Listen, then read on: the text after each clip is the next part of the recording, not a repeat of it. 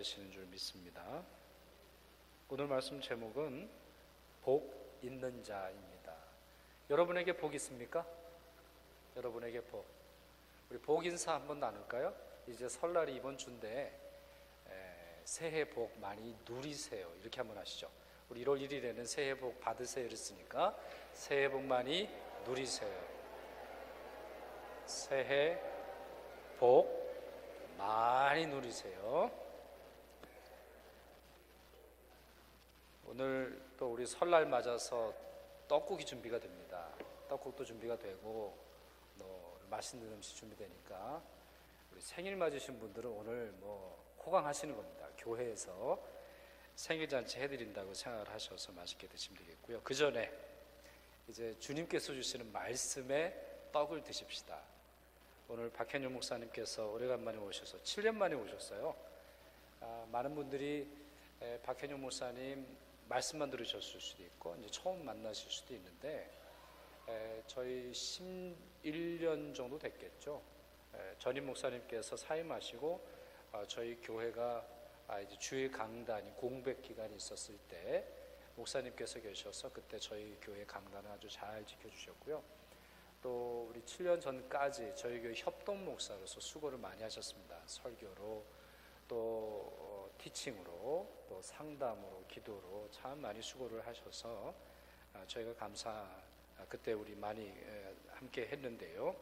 한국에서 목사님 이제 병원 메디컬 닥터시니까 이제 병원 사역 또 신학교에서 다시 공부하시고 현재는 총신대에서 이제 후학들을 가르치시고 이제 오시기 전에 이제 목사님의 병원은 정리를 하셨다 그러세요.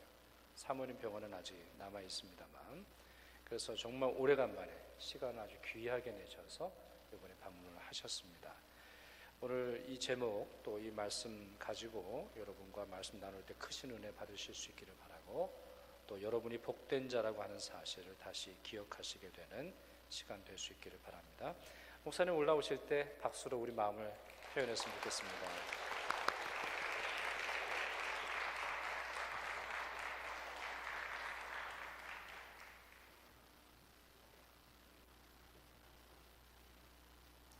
저희가 새해를 맞이할 때 제일 먼저 하는 것이 복 받으세요 그렇게 말합니다.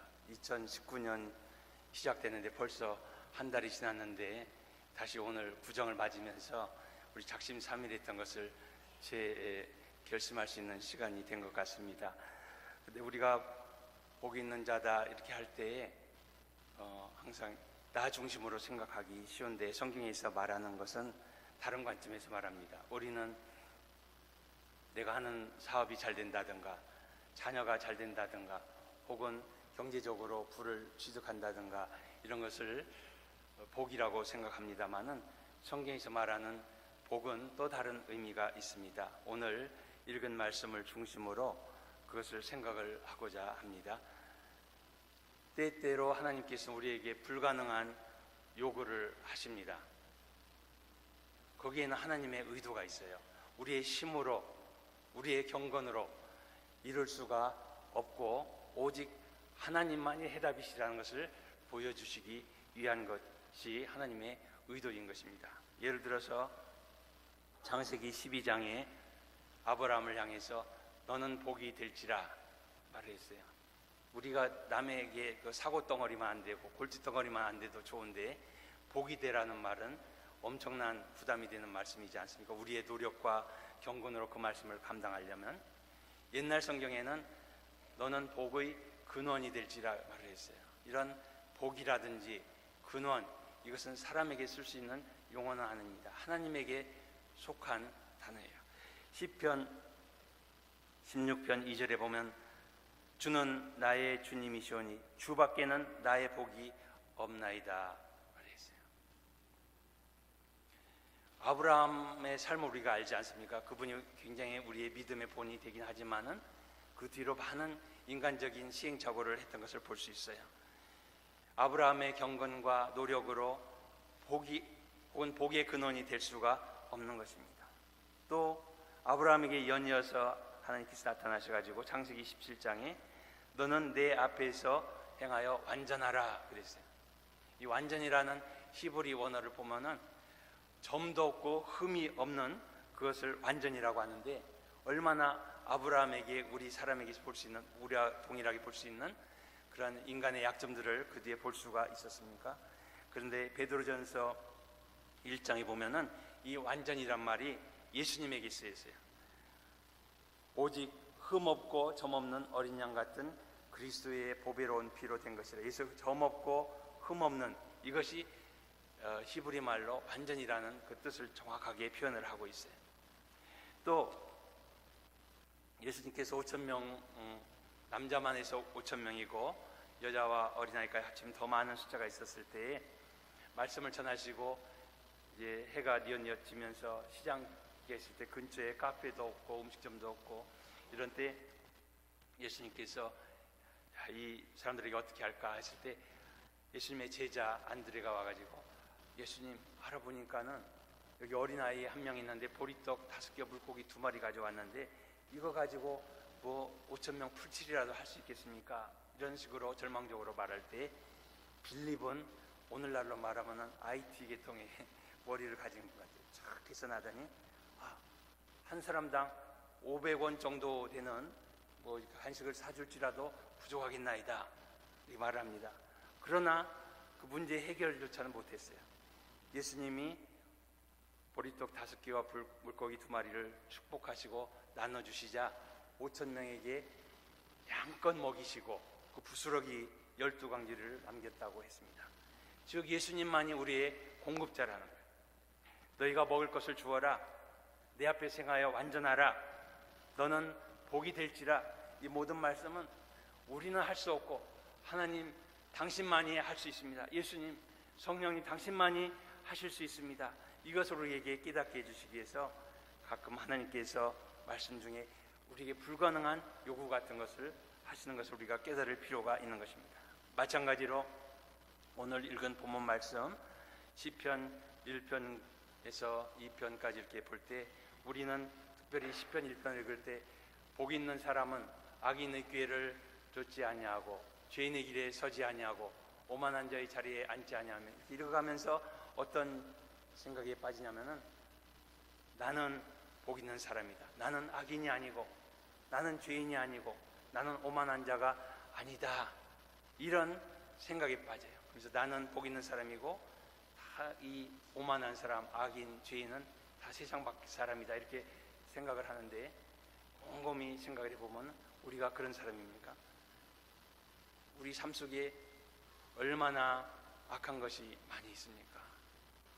말로, 생각으로, 행동으로. 또 우리는 죄가 없습니까? 얼마나 많은 죄들이 있어요.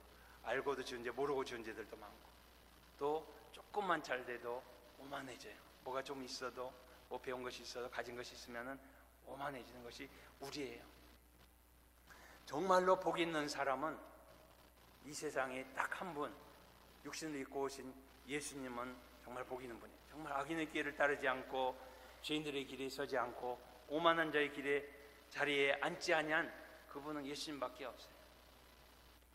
나는 옳은 사람이고 다 세상 사람들은 악인이고 죄인이고 오만한 자라고 생각하는 것이 우리의 착각이라는 것을 생각할 필요가 없습니다.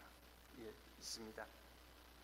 로마서 3장 10절에 보면 의인은 없나니 하나도 없다고 그랬어요. 우리가 경건히 행하더라도, 선을 많이 베풀더라도 그건 하나님 앞에 의인으로 인정받을 수가 없습니다. 이사야서 64장 6절에 보면은 무릇 우리는 다 부정한 자 같아서 우리의 의는 다 더러운 옷 같다고 그랬습니다.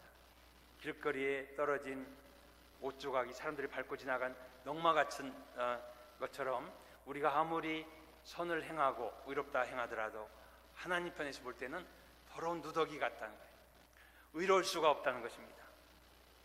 그렇지만은 예수님께서 우리의 죄값을 지불하시고 십자가에서 달려 죽으신 것을 믿기 때문에, 그 믿음 때문에 악인이고 죄인이고 오만한 나를 예수님께서 의인으로 여겨주신 것입니다. 마치 우리 한국 사람이지만, 저는 한국 사람이지만은 이 나라에 와서 영주권이나 시민권을 따면은 캐나다 국민으로 여겨주는 것처럼 우리 자신은 악인이고 죄인이고 오만한 자이지만은 예수님 때문에 우리를 의롭다 복된 자라 여겨주시는 것입니다. 에베소서 1장 6절에 그런 말씀이 표현되어 있어요. 이는 그가 사랑하는 자, 다시 말하면 성부 하나님께 사랑하시는 예수님 안에서 우리에게 거저 주시는 바, 우리말로 이렇게 번역되어 있지만 영어가 더 와닿습니다. We are accepted. 우리는 받아들여졌다. In the beloved. 하나님께 사랑하시는 예수님 안에서. 예수님 때문에 악인이요 죄인이요 오만한 나를 의인으로 받아주셨다는 것입니다. 그러므로 우리는 솔직히 이렇게 고백을 할 필요가 있어요. 한번 가슴에 손을 얹어 보시겠습니까? 심장 뛰는데 한번 손을 얹어 보십시오. 그리고 한번 따라서 해보십시다. 그리고 말씀을 응용해 보세요. 하나님, 저만 의인이라고 착각했습니다. 하나님, 제가 악인입니다.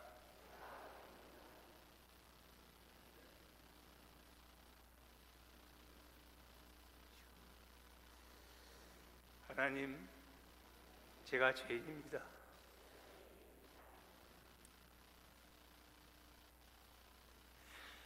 하나님, 제가 오만한 자입니다.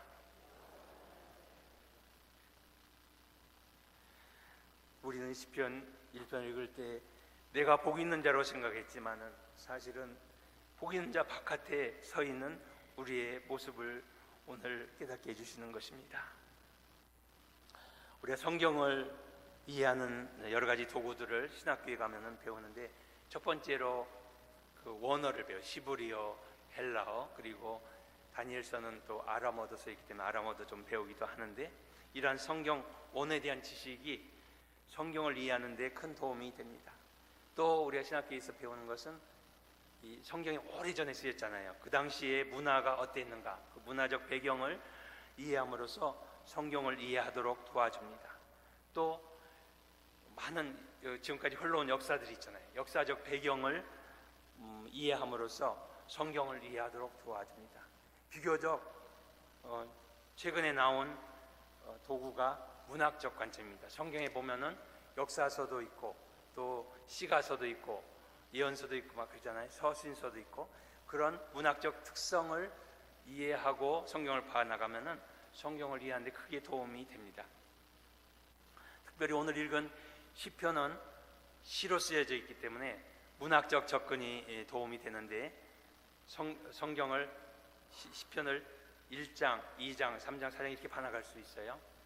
또 성경 시편 1편부터 150편까지가 전체 크게 묶어서 5권으로 구성되어 있습니다. 그래서 책별로 보기도 하고 또 주제별로 보면은 어떤 때는 하나님을 찬송하는 시로 되어 있고 어떤 때는 하나님께 호소하는 부분이 있고 어떤 때는 다윗 왕의 즉위에 대해서 말을 하면서 근본적으로는 이제 메시아 대신 주님의 나타나심을 말하는 그러한 시편이 있는가 하면은 하나님께 간절히 신뢰를 보내고 기도하는 이러한 시편들이 있습니다. 그러한 주제별로 시편을 이해해서 접근하는 방법이 있고 또 시편의 저자가 누구냐, 다윗이냐, 아삽이냐, 고라의 후손들이냐, 혹은 저자 미상이냐에 따라서 시편을 이해하는 방법이 있고 또 교차 대꾸법이라는 것이 있습니다. 이것은 시를 쓸 때 A, B, C, C, B, A 혹은 A, B, C, A, B, C 이런 것도 있고 A, B, B, C, C, A 뭐 이런 식으로 접근하는 방법을 교차 대꾸법이라고 하는데 그 중에 샌드위치 기법이라는 것이 있습니다. 우리가 샌드위치 먹어보면 다 중요하잖아요.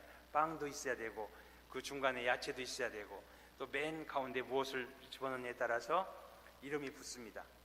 햄을 집어넣으면 햄버거, 또 치킨을 집어넣으면 치킨버거, 또 치즈를 집어넣으면 치즈버거, 불고기 집어넣으면 불고기버거.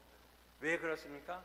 다 빵도 중요하고 야채 중요하지만 가운데 집어넣는 게 가장 중요한 거예요. 그래서 시편 1편도 그냥 시편 1편만 보면 복 있는 사람은 이렇게 해서 끝나겠지만은 악인들은 다 망하리로다 이렇게 끝나겠지만 시편 1편과 2편을 이런 교차 대꾸법인 관점으로 보면은 이와 같이 나눕니다. 시편 1편 1절은 복이 있는 사람은 또 시편 2편 12절은 복이 있도다 이렇게 끝나고, 그 다음에 시편 2편 1절에 이방 나라들이 분노하며, 또 시편 2편 7절에 보면 이방 나라를 유업으로 주리니, 그리고 맨 가운데 샌드위치의 맨 중심, 햄버거의 맨 중심 부분에 있는 것처럼 나의 왕을 세웠다, 그것이 그 중심부에 있는 것이 이 교차대꾸법인 이런 접근을 해보면은 보입니다. 다시 말하면은 복이 있는 사람이 누구냐? 주님을 왕으로 세우는 자가 복이 있다는 것을 이 교차대꾸법으로 시편 1, 2편을 합쳐서 볼 때에 보이는 어떤 진리인 것입니다. 그러면 주님을 왕으로 모신다는 것은 구체적으로 어떻게 주님을 왕으로 모시는가? 첫 번째로 기도는 주님을 왕으로 모시는 행위입니다. 히브리서 4장 16절에 보면은 그러므로 우리는 긍휼하심을 받고 때를 따라 돕는 은혜를 얻기 위하여 은혜의 보좌 앞에 담대히 나갈 것이니라. 보좌가 왕자잖아요. 왕이 앉는 자리예요. 우리가 하나님 앞에 기도로 아릴 때 우리는 왕 대신 주님을 인정하고 그 앞에 나가는 것을 바랍니다. 성경 곳곳에 많은 기도의 예가 있지만은 주어진 시간에 두 가지 예를 보면은 우선 다니엘을 볼 수 있습니다. 다니엘이 다른 이스라엘 백성과 같이 바벨론으로 포로로 잡혀갔지만은 그 포로로 잡혀간 나라에서 귀한 직위를 받아가지고 왕을 섬기고 있었습니다. 그 당시 바벨론을 다스리고 있던 왕은 느부갓네살 왕이었습니다.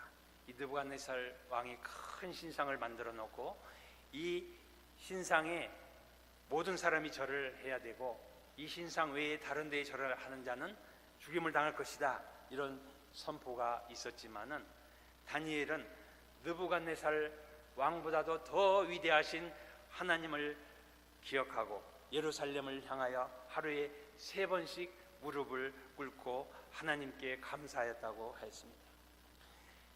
다니엘이야말로 하나님이 진정한 왕이심을 기도하는 생활을 통해서 인정했던 것입니다. 또 느헤미야서에 보면은 이때는 바사, 오늘날 표현을 하면 페르시아가 다스리던 때였는데, 이때 아닥사스 왕이 다스리던 때에 느헤미야가 왕의 술 맡은 관원으로 높은 관직에 있었습니다. 그런데 항상 느헤미야의 마음속에는 무너진 고토, 예루살렘 성이 생각이 났습니다. 어느 날도 무너진 예루살렘 성벽을 어떻게 복원할까 하고 마음속에 근심하고 있을 때 왕이 느헤미야를 봤어요. 느헤미야야, 내가 너희 얼굴을 보니까 수심이 가득한데 무슨 걱정이 있느냐? 그때 느헤미야는 자기의 지식과 경험을 통해서 바로 대답한 것이 아니라 잠시 하늘에 계신 하나님께 묵도했다고 했습니다. 하나님, 왕이 부르는데 어떻게 대답할까요? 하나님께서 도와주셨습니다. 그리고 왕에게 제가 우리나라 무너진 성읍을 생각하는데 너무 걱정이 돼서 그렇습니다. 하나님께서 그 왕을 감동시켜서 많은 인력과 물자를 동원해서 너의 고토로 들어가서 무너진 성을 중축하라고, 이런 답을 얻게 됐습니다. 아닥사스 왕보다도 더 위대하신 왕이신 하나님을 느헤미야는 기도를 통해서 인정하고 또 도움을 얻었던 것입니다. 이와 같이 기도 생활은 주님을 왕으로 인정하는 삶인 것입니다.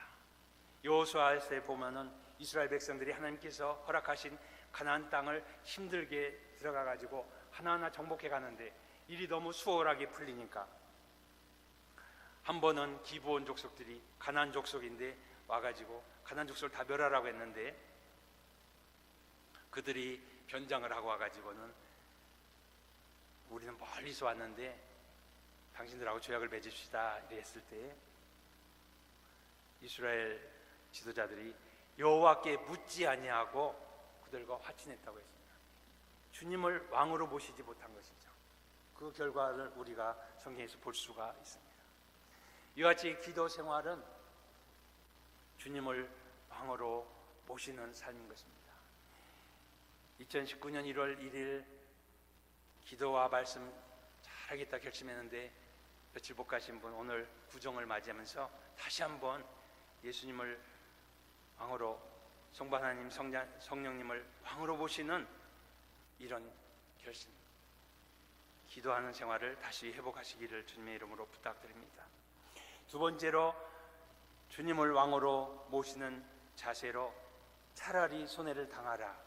좀 이상한 제목 같습니다. 고린도전서 6장 7절에 보면은 바울 사도가 세운 고린도 교회를 향해서 바울 사도가 이와 같이 말합니다. 너희가 피차 고발함으로 너희 가운데 이미 뚜렷한 허물이 있나니 차라리 불의를 당하는 것이 낫지 아니하며 차라리 속는 것이 낫지 아니하냐. 그 당시 고린도 교회는 조금만 오해를 받거나 손해를 보면은 서로 송사하고 재판하고 이런 일로 가득 차 있었습니다. 고린도 교회가 은혜가 많았지만은 아직도 미성숙한 교회라는 것을 보여주고 있죠. 우리가 신앙생활을 하면서 의도적으로 남에게 해를 끼치거나 그래서는 안 되죠. 불의를 행하거나 그래서만 안 될 것입니다. 그러나 우리가 성숙한 크리스천을 살아가는데 교회의 모든 신앙생활하는 분들이 동일한 신앙 수준이 아니잖아요. 그러다 보면은 어떤 때는 손해를 당할 수도 있고 오해를 받을 수도 있어요. 그럴 때 성숙한 크리스찬들은 그런 것을 수용하고 받아줄 수 있어야 됩니다. 오늘날 이 세계는 이기기를 강조합니다. 1등이 되고 성공하고 이런 것을 강조하지만 성경에서는 지는 것도 배워야 할 것을 말씀하고 있습니다. 그렇게 우리가 져보면은 내 삶의 주인이 누군가를 깨닫게 돼요. 우리 한국 시 칠갑산이라는 시에 보면은 이런 시가 내용이 나옵니다. 내려갈 때 보았네, 올라갈 때 보지 못한 그 꽃. 영어로 하니까 더 실감이 나요. I saw the flower when I came down, which I didn't see when I went up. 우리가 일이 잘 되고 성공할 때는 보지 못했던 것이 내 삶에 공고함이 당하고 어려움이 당할 때에 깨닫게 되는 거예요. 아, 내가 내 삶의 주인이 아니라 주님이 주인이었구나, 이런 것을 깨닫게 됩니다. 건강을 상실해 보면은 내 몸의 주인이 내가 아니고 하나님이심을 발견하게 됩니다. 돈을 사기당하거나 사업에 실패를 해보면은 내 재물의 주인이 하나님이심을 발견하게 됩니다. 내 명예가 손상받으면은 진정 내 삶에서 높임을 받으실 분이 하나님이심을 우리가 깨닫게 됩니다. 주님께서 말씀하셨습니다. 눈은 눈으로 이는 이로 갚으라 했다는 것을 너희가 들었거니와 나는 너희에게 이르노니 악한 자를 대적하지 말라. 누구든지 내 오른뺨을 치거든 왼뺨도 돌려대라.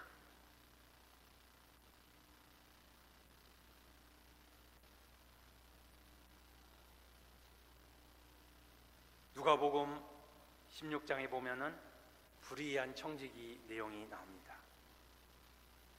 거기 보면 어떤 정지기가 있었어요. 그런데 주인이 그 청지기를 파이어시킬 것이다, 이런 소문이 들렸습니다. 그러자 이 불의한 청지기는 어떻게 했냐면 주인에게 빚진 사람들을 불러가지고 당신 $1,000 빚을 졌으면은 500달러라고 적으십시오. 당신 2,000달러 빚졌으면은 $1,000라고 적으십시오. 이런 식으로 막 했는데 나쁜 짓 하지 않으십니까? 그런데 이 불의한 청지기를 예수님이 칭찬을 했기 때문에 이 비유를 많은 사람들이 해석하기를 어려워합니다. 주석책에 보면은 많은 경우에 왜 예수님이 이 불의한 종을 칭찬했을까, 여기에 대해서 자기의 미래를 준비했기 때문에 그렇다. 그러니까 우리도 장차올 내세를 위해서 이 땅에서 준비해야 된다, 이렇게 코멘터리들이, 그 주석들이 있습니다. 근데 오늘 제가 말씀을 준비할 때에 주님께서 어떤 감동을 주셨느냐 하면은 이 불의한 종이 칭찬을 받은 것은 그가 이 주인에게 빚진 자들에게 불러서 세마할 때 그 재산이 자기 것이 아니고 주인의 것이라는 것을 인정한 것을 칭찬한 것이 아닌가, 그런 깨달음이 왔었어요. 이 누가복음 16장 12절에 읽어보면 이런 말씀이 있습니다. 내가 너에게 말하노니 불의의 제물로 친구를 사귀라. 만일 너희가 남의 것에 충성하지 아니하면 누가 너희 것을 너희에게 주겠느냐. 그래서 남의 것이 누구 거냐? 예수님의 것이란 말이에요. 우리가 가지고 있는 재물, 건강, 내가 같이 살고 있는 배우자, 또 나에게 주어진 자식, 이 모든 것이 내가 이 땅에 사는 동안 주님의 것인데 나에게 잠시 허락을 하신 거란 말이에요. 심지어 우리가 어떤 문제에 너무 고민하고 괴로워한다면 그것조차도 주님의 것임을 우리가 인정할 필요가 있습니다. 나에게 겉옷을 달라고 한 사람에게 속옷까지 줘보면은 내 옷의 주인이 누구인지 우리가 깨닫게 됩니다. 나보고 억지로 오리를 가져가는 사람에게 심리까지 걸어보면 그 삶 속에 주님께서 동행하시는 것을 알 수가 있습니다. 말씀을 맺겠습니다. 내가 복 있는 자, 복의 근원이 될 수가 없고 나는 악인이고 죄인이고 오만한 자입니다. 다만 예수님께서 나 대신 그 죄값을 십자가에 치르셨기 때문에, 그것을 믿기 때문에 나를 의인으로 여겨주시는 것입니다. 의인된 우리가 복된 삶을 살기 위해서는 예수님을 왕으로 모셔야 돼요.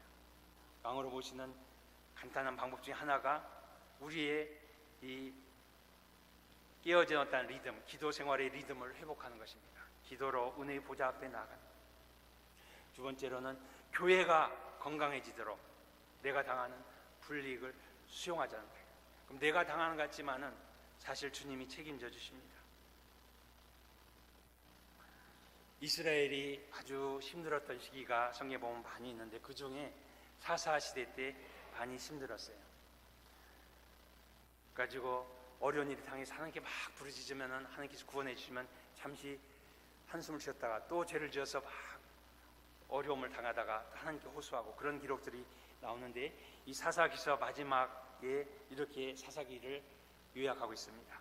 그때에 이스라엘의 왕이 없으므로 사람이 각기 자기 소견에 옳은 대로 행하였더라. 우리 삶에 주님을 왕으로 모시지 않으면 내 생각, 내 경험이 앞서기 때문에 또 우리 생활이 케이오틱해지는 것입니다. 이제 우리 한번 찬송가 복의 근원 강림하사 찬송하게 하소서 1절 한번 앞부의 부분을 부르면서 오늘 말씀을 되새깁시다. 복의 근원은 하나님이십니다. 내가 복이 될 수가 없어요. 주님, 내 삶 속에 임하여 주시옵소서. 왕으로 임하여 주시옵소서. 복의 근원 강림하사 찬송하게. 복의 근원 강림하사, 복의 근원 강림하사 찬송하게. 복의 근원 강림하사, 복의 근원 주님 나의 왕으로 임하여 주시옵소서. 예 하소서. 내가 원하는 한 가지 주님의 기쁨이 되는 것,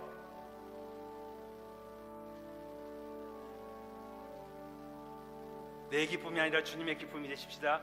내가 원하는 한 가지 주님의 기쁨이 되는 것,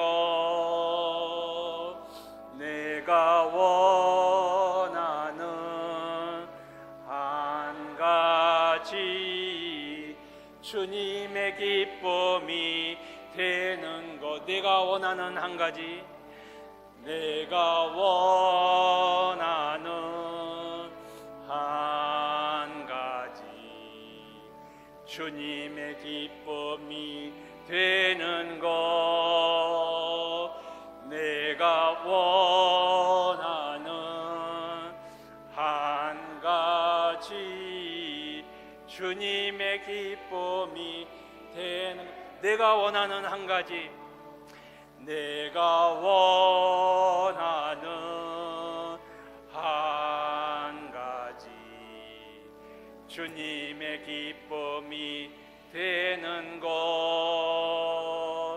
내가 원하는 한 가지 주님의 기쁨이 되는 것 주님 오늘 시편 1편과 2편 말씀을 통해서 우리는 죄인이고 악인이고 오만한 자이지만은 예수님 때문에 의인으로 여겨주셨을 뿐만 아니라 주님을 왕으로 모심으로써 복된 자의 길을 걸어갈 수 있는 길을 보여주시니 감사합니다.